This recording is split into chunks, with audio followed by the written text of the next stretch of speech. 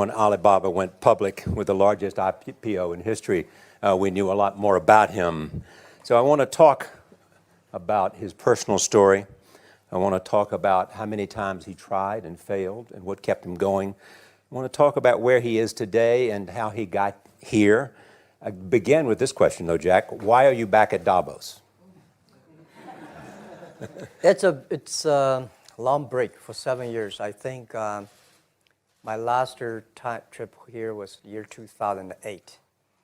But I was coming for year 2001 for the Young Global Leader for Tomorrow. You tried to get into 3 colleges. Mm-hmm. Each time they rejected you.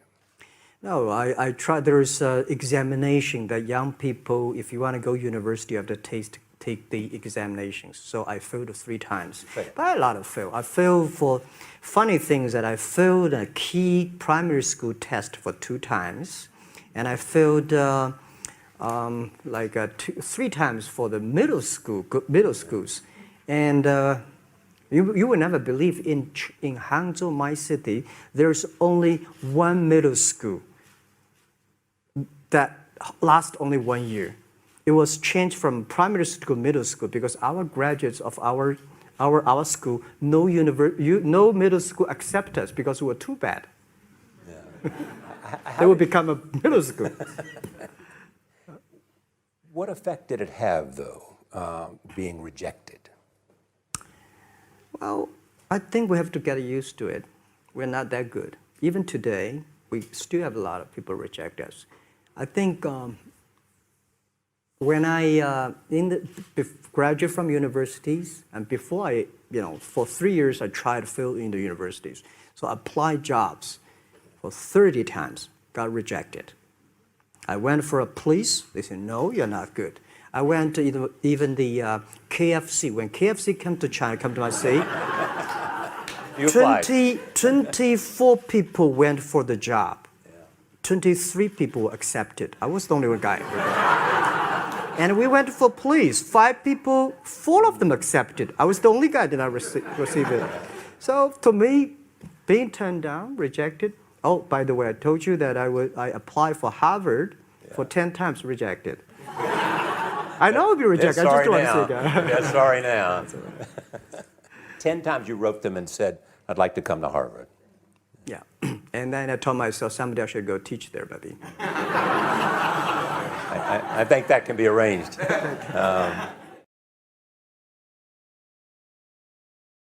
Richard Nixon came to Hangzhou. Yeah. And after that, tourists flooded the place. Yeah. And that's how you learned English. Yeah. I really like I don't know why, at 12, 13 years old, that time I suddenly fell in love into the language, the English.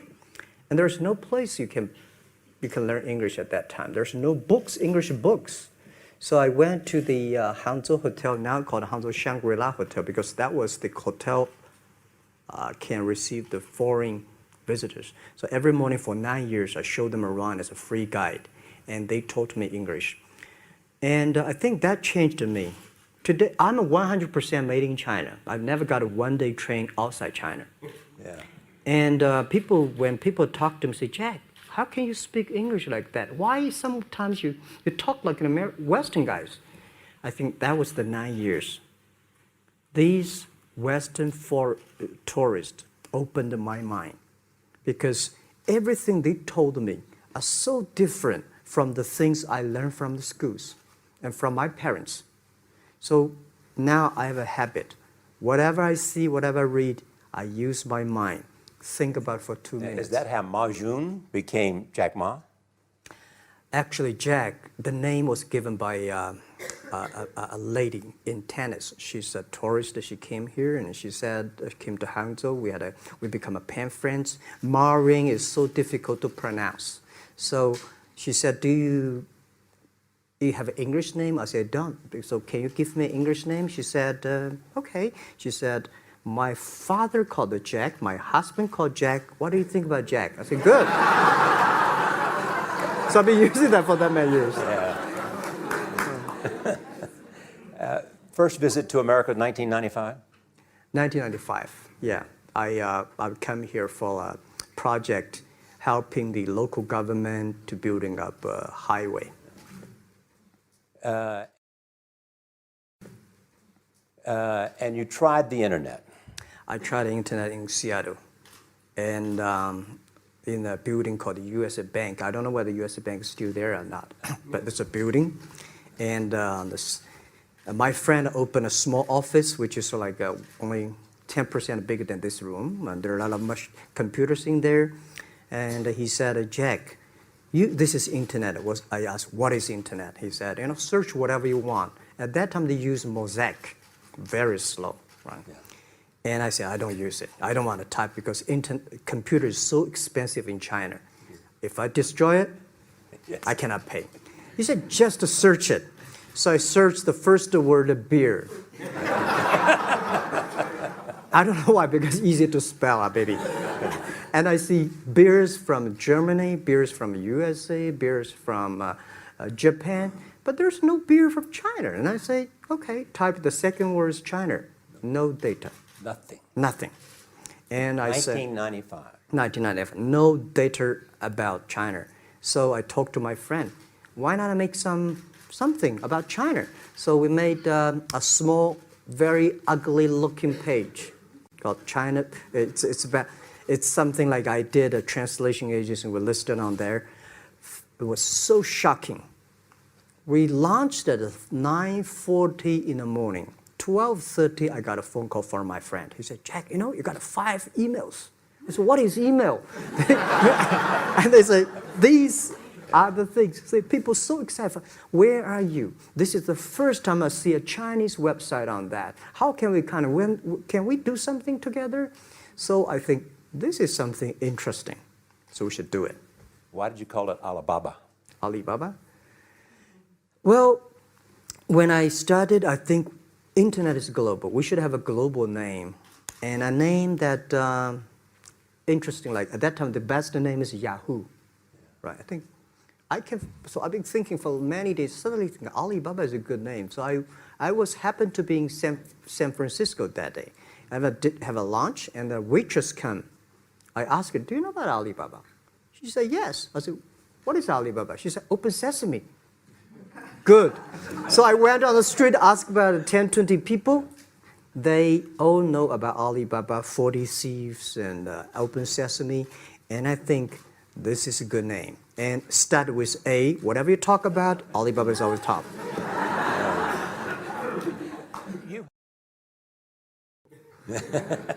You were also seen in Hollywood. Yeah. What are you doing in Hollywood? Well, I like the Hollywood innovation at the digital background. I learned so much about the Hollywood movies, especially the Forrest Gump. You love Forrest Gump. I love Forrest Gump. Well, why do you like him? Simple. Never give up. Never give up. People thinking he's dumb, but he knows what he's doing. And I was very depressed the day, year 2002 or 3 in the States, when a bit earlier than that. I was very depressed when I could not find out a way for the internet. And then I watched the movie in my friend's home, Forrest Gump. When I see him, I think, this is the guy we should learn from. Believe what you're doing, love it, whether people like it, don't like it, be simple. And like the word, life is like a box of chocolate. You never know what you can get, right? I never know I would be here talking to you and talking to charlierose. I never know. But today I made it. I told my people in my apartment 15 years ago, guys, we have to work hard, not for ourselves. If we can be successful, 80% of the young people in China can be successful. We don't have a rich father, powerful uncle. We don't have $1 from bank, 1 cent from government. Just work as a team. So what do you worry about?